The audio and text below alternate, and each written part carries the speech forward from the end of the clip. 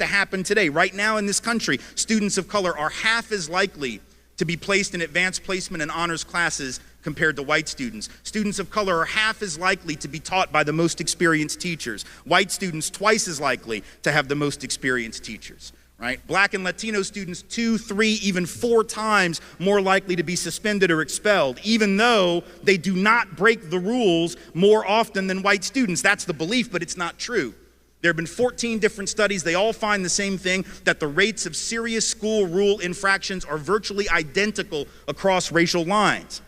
People bringing drugs to campus, equally across racial lines. People bringing weapons to campus, actually white men more likely to bring guns and knives to campus in K-12 schools than black men or Latino men. Contrary to popular belief, but that's what the Centers for Disease Control research says. But who is it that's getting caught? It's black kids and Latino kids. They're the ones getting searched. They're the ones getting detected. They're the ones getting suspended and often prosecuted, whereas white students are doing the same thing, doing drugs just as much, bringing weapons just as often, if not more so, and escaping notice. So that's still happening. That's a system, and it doesn't require one overt racist in the classroom for that to continue, right? So that becomes a problem. We have to do more than just look at the individual. We have to look at the way that structures operate, sometimes without us even realizing it's happening. Because if we don't do that, we can get rid of every individual bigoted cop or every individual bigoted teacher or any individual bigoted employer. We can sue them, I guess, in court, and maybe people can even win those lawsuits. But what does that really change unless we take aim at those institutional policies that keep recreating inequality? The third piece, our unwillingness to see how history affects the present, how the past and the present mix. We really don't like this. We really don't want to talk about this. And when I say we, I mean those of us called white especially. There are people of color who don't necessarily always want to engage it either, but especially those of us called white. We'll say things like this when people of color bring up racism. We'll say, well, why can't you just get over it? You know, all of that slavery stuff was a long time ago. In fact, Louis C.K. has this really funny bit, right, where he jokes about how white people have just moved the date of slavery further and further and further back. Like it used to be, slavery was 100 years ago, because it was. And then it was, slavery was 125 years ago, because it was. And now it should be, slavery was 150 years ago, but we'll actually say things like, that was hundreds and hundreds, that was like 1,000 years ago, where we've not had slavery for 500 years. When in fact it's very much within the lifetime of people in this room's great-great-grandparents, even sometimes great-grandparents. And in fact, de facto slavery extended well past the Emancipation Proclamation. There were people of color being sent back into virtual enslavement all throughout the first 30 years of the 20th century, being made to work in the mines in places like Birmingham, coal mines there and elsewhere, going back to the very plantations from which their grandparents and great-grandparents had been emancipated, as sharecroppers, as tenant labor, tenant farmers, right? So in fact, slavery isn't that long ago. Segregation certainly isn't that long ago. But here's the point. We don't want to talk about it. And this is really funny that we want to tell black and brown folks to get over the past, because frankly, those of us who are white, we love the past. Absolutely flippin' love the past. How do I know that? Because some of us clearly want to go back to it. How do I know that? Because the Tea Party was a thing. And during that period when the Tea Party was a thing, you had a bunch of white folks go into rallies dressed in Revolutionary War costumes, carrying muskets and wearing powdered wigs. Okay, here's the thing. If you dress up in a Revolutionary War costume with a musket and a powdered wig, calling yourself the Tea Party, which I think is a really old-ass reference, you were in no position to lecture black people about getting over the past. That's all, right? Because by definition, you're still rocking like 1774. You got me? Right? But even now, right, we say things like, what is July 4th other than a reference to the past? Like, why do we still celebrate that? Independence Day, we broke away from the British a long ass time ago. That didn't happen last Friday. So why do we still set off fireworks every July 4th, right? I dare you to go up next Independence Day to like the most patriotic guy on the route, you know, with the red, white, and blue wardrobe, because that's an awesome wardrobe palette, and like a big I Heart the USA button on his hat, like flying a flag, blaring Lee Greenwood from the back of a pickup truck. I dare you to go up to that guy, tap him on the shoulder and say, yeah, this is all really nice, this is great, but when are you gonna get over it? Hope you have running shoes on, because he's gonna chase you. Although he'll probably have had enough, slices of mom's apple pie that he won't be able to catch you. But my point being, we love the past as long as it makes us feel good about ourselves, right? When a current presidential candidate says he wants to make America great again, it's a reference to the past, right? It's a reference that says we want to go back to when things were great, but only great for certain people because the time that's being remembered so fondly wasn't so great for everyone, right? So we love the past as long as it venerates us. We just don't want to deal with the ugly, but that's not how history works.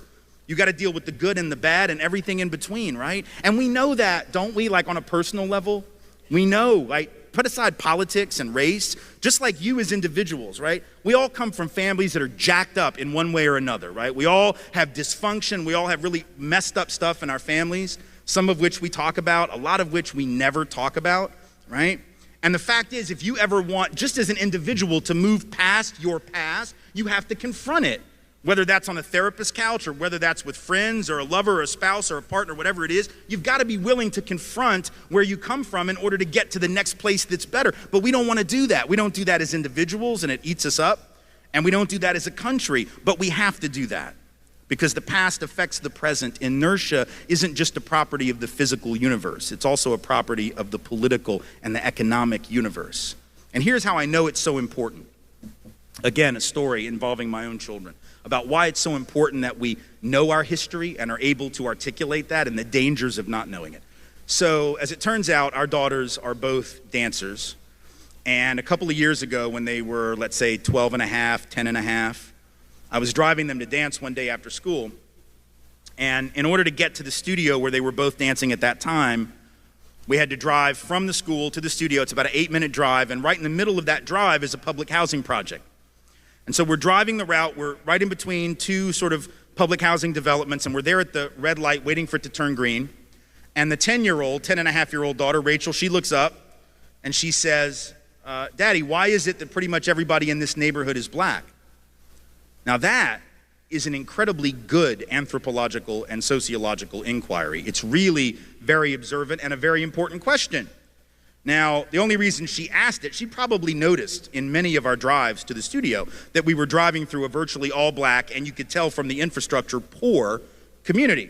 But that was the first day she asked about it. Not the first day she noticed it. I'm sure she'd noticed it.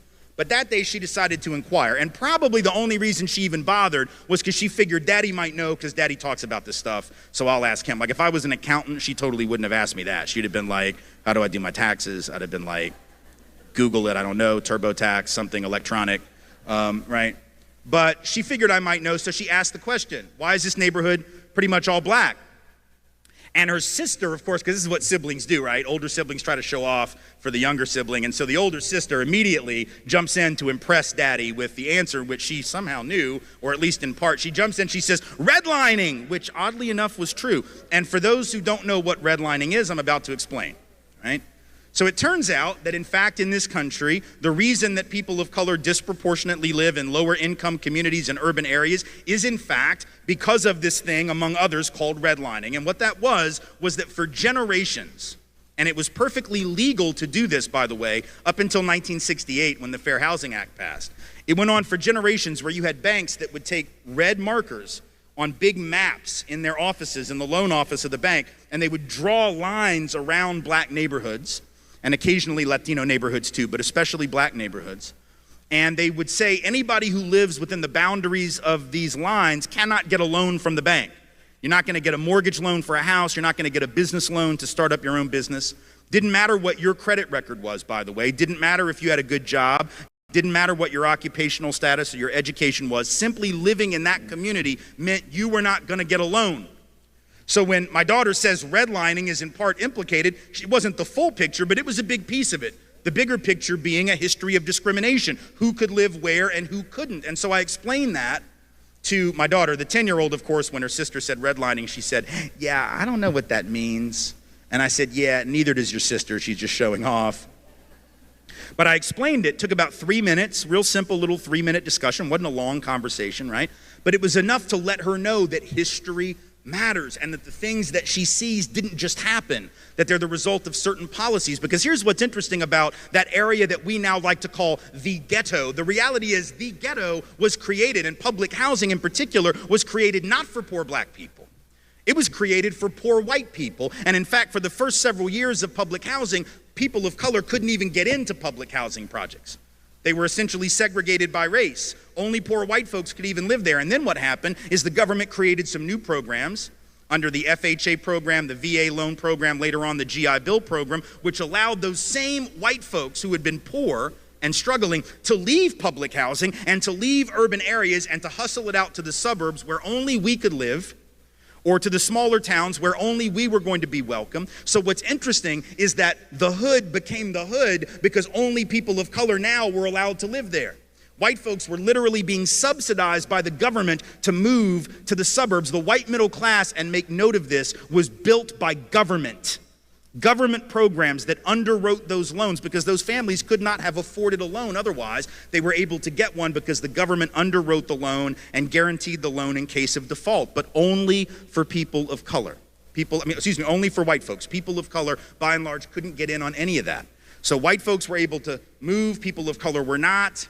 Certain neighborhoods deteriorated economically, other neighborhoods went up in value. At the very same time, the government was doing what they called urban renewal, which meant they came through black neighborhoods and Latino neighborhoods, and they built interstates right through the heart of the community, right? Knocking down black homes, black apartments, knocking down black-owned businesses all around the country. Between 1950 and 1970, about 1 in 5 apartments or houses lived in by black folks was knocked to the ground for economic development purposes, even though people of color couldn't benefit from almost any of that economic development. So that's how our communities come to look the way they look. But if we don't know that, and if I don't tell my daughter that, but maybe, let's say I don't tell her because I don't know. What if I don't know the history? What if I don't do this work and therefore don't know the answer? What do you think my daughter is going to assume is the answer? What would you assume is the answer? You know what we would assume if we're not taught the history? We would default to the position of this culture, which says what? Wherever you end up, it's all about you. So if you're living in a poor neighborhood, it's just because you didn't work hard enough. And if you live in an affluent neighborhood, it's obviously because you're smarter, right? The default position of America is this notion of rugged individualism and meritocracy. And wherever you end up is all about your own genius, your own effort, your own morality, your own cultural ethics. That's what we believe, and we believe that even though there is no such thing as a rugged individual in the history of human beings. How do I know that? Very simple. Human beings are social creatures by definition. We've never lived in isolation from one another. We've always lived in families and tribes and communities, nations, right? If you ever meet someone who's actually a rugged individual and hasn't been raised in a social context, you need to get the hell away from that person. They would be like a feral animal, right? They would be wild. It'd be like being raised on an island by a porpoise. They wouldn't even know how to have language. They'd probably try to eat you because they wouldn't understand there's like a taboo against that, right? You need to get the hell away from anybody who's actually a rugged individual because there are no such thing. Welcome back. So this is a lecture given by Mr. Timothy Jacob Wise, popularly known as Tim Wise. So this is one of the lecture that he gave. Mr. Timothy Jacob Wise is an American writer and an activist who normally speak on the subject of racism. So in this video, he spoke about why white people hate hearing or talking about racism in the United States of America. Now, there is racism in the United States of America, and this is an undeniable fact. So he stated some statistics when it comes to the education sector as to how white people are privileged to getting the best of professionals in the education system to teach them, as opposed to black people who do not get such opportunities. He also spoke about suspension in schools, whereas people think or claim that black people are suspended more from school. He says it is not so. He also stated that white people are twice as likely to bring guns, knives, and other weapons to school as opposed to black people and Latino people. But on the contrary, it is black people and white people who are suspended or caught with knives and guns. Why? Because he believes that systems are put in place in order to check the black people and the Latino people as compared to that of the white people. But meanwhile, it is the white people who have all these weapons that they bring to school. So in the beginning of this lecture, he spoke about these statistics that goes to confirm the fact that there is some form of systemic racism against black people, whereas white people are not discriminated against or are not put to check. Black people are always scrutinized for any little thing that they suspect on black people. Now, he also stated that during the Donald Trump campaign for presidency, he made a very key phrase, and what he says was to make America great again. Make America great again. He kept repeating this phrase in every campaign rally that he went to, but he asked the audience as to when was America great for all Americans. In the perspective of the black American, it will be difficult for the black American to point to a specific point in time where America was great for all Americans. But looking at white Americans, now there are some era that was great for them.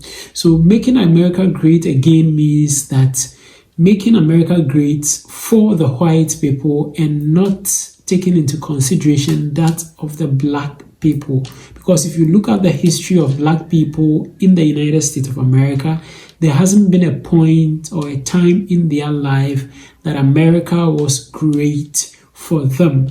So he made mention of an example where he was driving around with his kids, where one of his kids, the younger one, asked as to why black people are the only people who live in that neighborhood they drove through. And then he made emphasis on the point redlining. Now, redlining was a term that was used by the financial community, most especially banks, to approve or disapprove loans to be given to individuals.